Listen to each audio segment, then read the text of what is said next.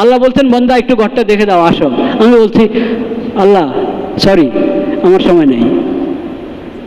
হজ যে বাইতুল্লাহর সাথে যুক্ত, ওয়ালিল্লাহি আলান নাসি হিজ্জুল বাইতি মান ইসতাতা ইলাইহি সাবিলা, আল্লাহর হক, মানুষের উপর আল্লাহর হক।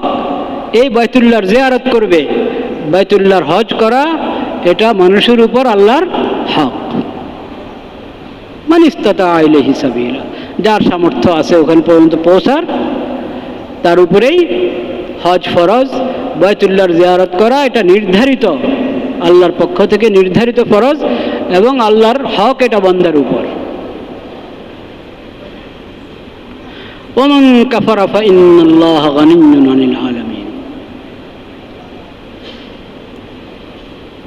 যে এই ফরজকে অস্বীকার করলো আল্লাহর কি ক্ষতি? আল্লাহর কোনো ক্ষতি না। এই ফরজকে অস্বীকার করলে তো ইমানই থাকবে না।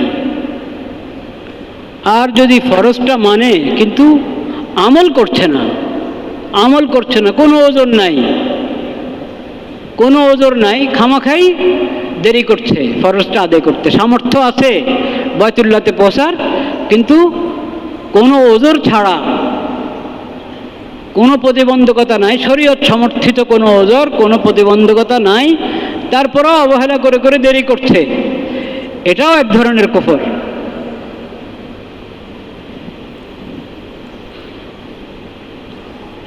এই আয়াতে এটার দিকেও ইঙ্গিত আছে। আকীদাগতভাবে সে হজকে ফরজ মনে করে, যে মানুষের উপরে হজ, যার সামর্থ্য আছে তার জন্য হজ আদায় করা ফরজ, এই মাসালা, এই বিধান সে মানে, কিন্তু আমলের ক্ষেত্রে অবহেলা করছে, কোনো ওজর ছাড়া বিলম্ব করেই চলছে, অবহেলা করেই চলছে।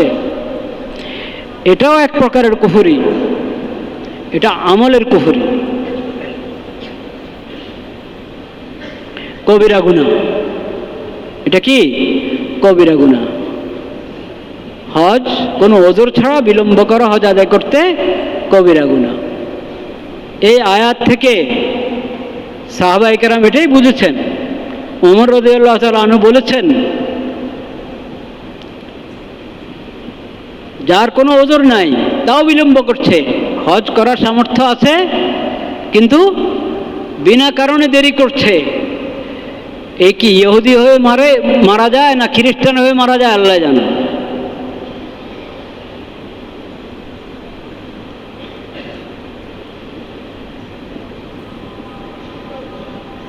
এই মর্মে একটি হাদিসও আছে,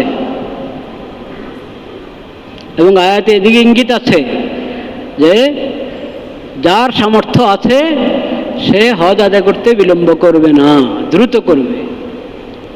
এমনি তো নবী করিম সাল্লাল্লাহু আলাইহি সাল্লাম তাকিদ করেছেন যে হজ আদায় করতে বিলম্ব করবে না, প্রথম সুযোগে হজ করো, প্রথম সুযোগে হজ করো। কারণ তুমি জানো না কোন সময় কি ওজর চলে আসে, কোন সময় কি হালাত হয়ে যায়। আজকে সামর্থ্য আছে, কালকে সামর্থ্য নেই, এমন অসুস্থ হয়ে পড়েছো এখন আর হজ করতে পারছো না, অর্থ সম্পদ শেষ হয়ে একবারই ফকির হয়ে গিয়েছ, এখন যাওয়ারই সামর্থ্য নাই, বা অন্য কোনো প্রতিবন্ধকতা দেখা দিয়েছে।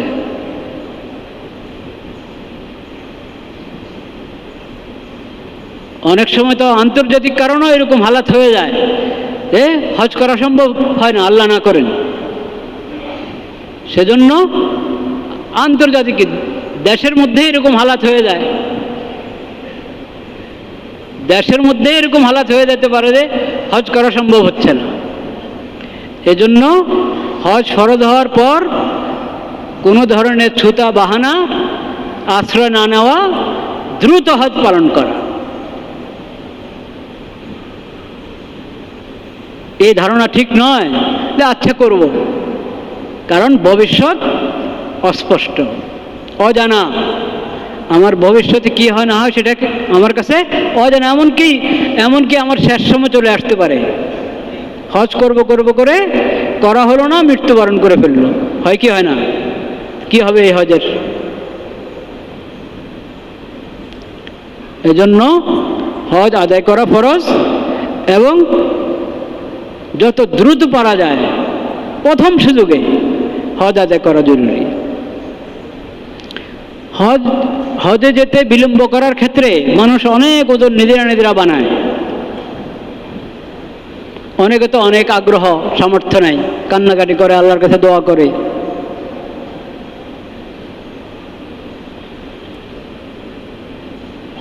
কোনো ব্যক্তি থাকে, প্রতিষ্ঠান থাকে, তারা মানুষকে হজ করায়, সেখানে দরখাস্ত দেয়,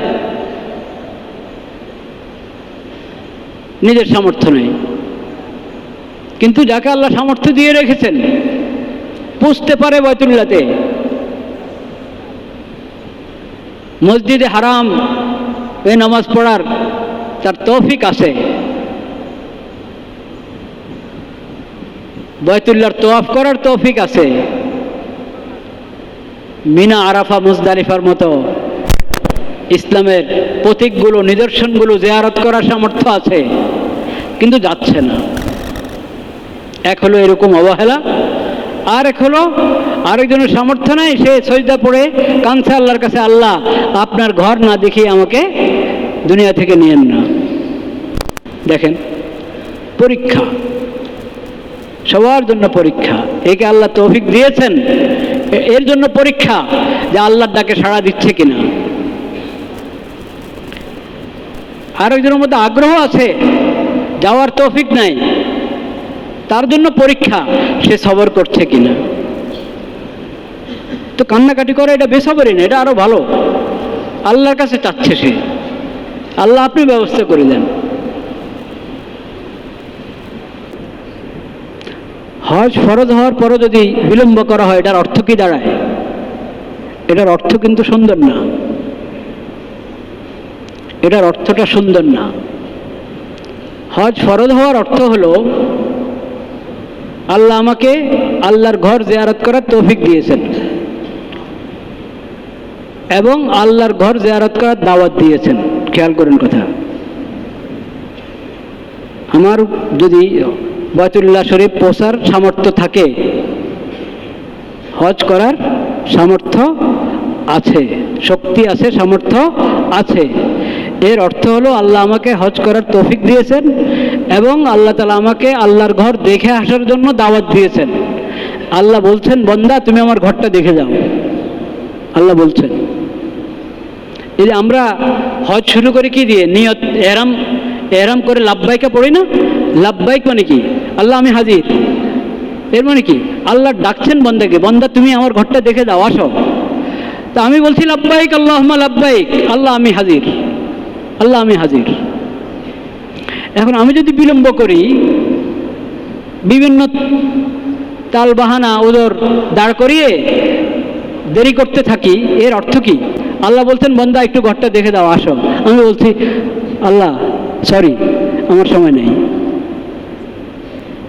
এটা হয় কিনা অর্থ? মানে এরকম ভাবটা এরকম দেখা যায় না? ভাবটা এরকম দেখা যায়। তাহলে কেন আমি আল্লাহর ডাকে সাড়া দিতে, লাব্বাইক বলতে কেন দেরি করছি? লাব্বাইকের মধ্যেই তো, এই তালবিয়ার মধ্যেই তো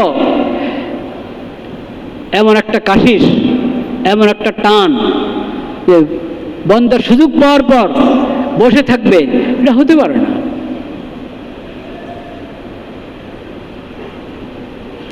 আল্লাহ তাআলা আমাদেরকে প্রথম সুযোগে, যাদের ফরজ হজ আদায় হয় নাই, প্রথম সুযোগে ফরজ হজ আদায় করার তৌফিক নসিব করেন।